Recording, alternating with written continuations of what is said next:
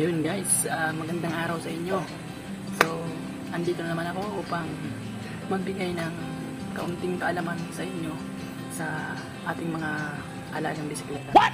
So, problema mo ba guys ang maingay na disc brake or rotors na tinatawag?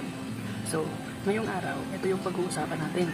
Ituturo ko sa inyo ang simpleng paraan upang tanggalin ang ingay sa ating mga disc brake or rotor. So isang katanungan guys na bakit nga ba nagkakaroon ng maingay na disc brake sa ating mga bike? So siguro una sa contamination sa dumi, hindi natin nalilinis sa mga minsan sa mga mahilig mag-trail. So ako kasi guys mahilig sa trail kaya madalas maputik, madumi, kaya yun yung nagko-cause ng ingay ng ating mga rotor.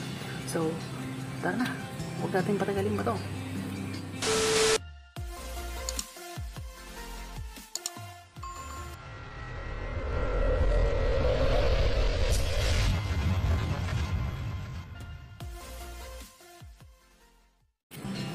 Ano nga pala ang mga kagamitan na pwede natin gamitin sa paglinis ng rotor? So ipapakita ko sa inyo guys.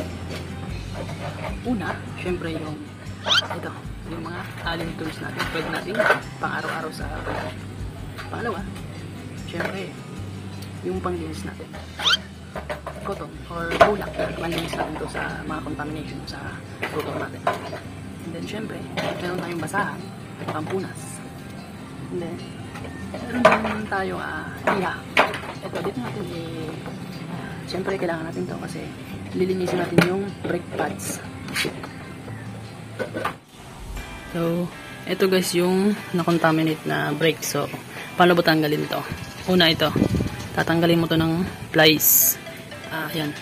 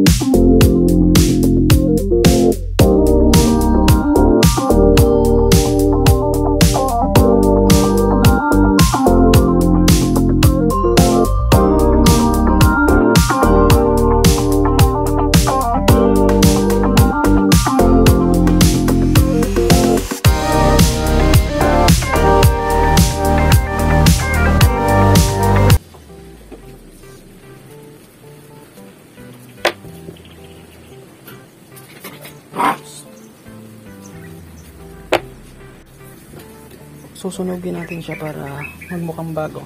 Magmula ng alcohol.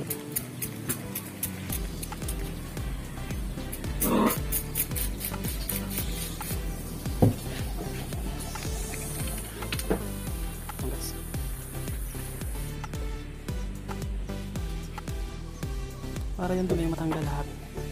Magmumukhang bago ang ating brake pads. Para siguradong malinis, so alcohol ulit. Yan guys, and then punasan ng kaunting bulak. Yan. Para mas pulido yung dumi niya. Pati kasulok-sulukan, makukuha yung dumi guys. Yan. Yung isa din syempre.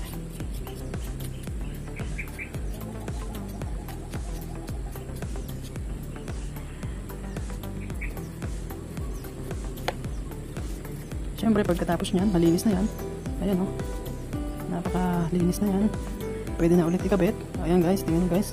Oh, nagmukha ulit na bago. Yung ating brake pads. Tanggal na yung contamination niya sa dumi. Siyempre, ikakabit na natin. Siyempre guys, huwag nating kalimutang linisin yung ating brake, yung nilalagyan ng brake pads.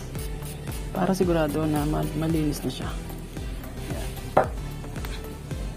Linisin na natin siya.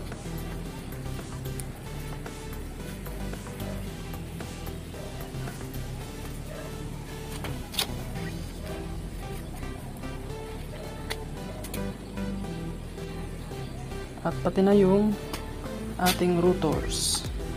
Kailangan natin linisin yung rotors. Sa kabila.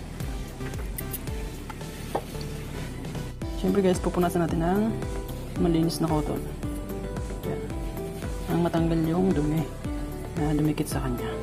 Siyempre sa kabila din. Yan. Kailangan malinis yan. Simpleng paraan lang guys. Tsaga lang talaga sa ating mga brake. Kailangan natin maging isang Dora the Explorer. What? Kailangan matuto tayo kasi para tipid na rin papunta-punta tayo sa mekaniko, no? Yan. Take na natin yung tinanggal natin na pads. Brake pads. Ibabalik na natin siya guys. Sige lang. Pasok nyo ulit. Yan.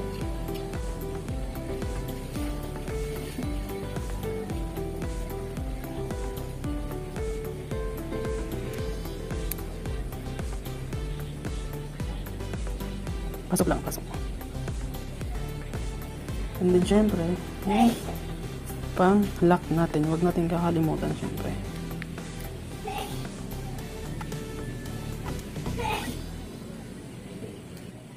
Yan. So ibabalik natin yung dating pagkagawa niya. Ito, para hindi matanggal, kailangan may ibalik sa dati. Yan guys, hindi na yung natanggal guys.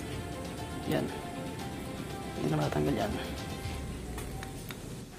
So, paano ba ituno yung ating brake pads or ating sa disc brake para gumana ulit yung ating preno? So, nagawin natin ito guys. Panoorin mo lang. So, pipihit mo lang yung preno. Yung taas. What? Press mo lang. Press. Then, ito na yung gagamitin natin na pang higpit sa ating disc brake doon. No.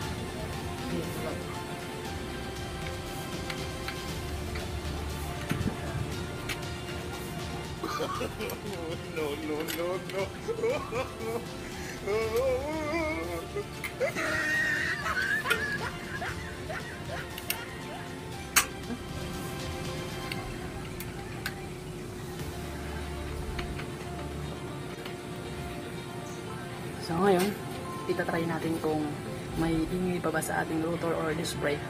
So pakinggan nyo yung ipapakita ko sa inyo kung gumana ba yung ating ginawa nyo. Just do it! Don't let your dreams be dreams.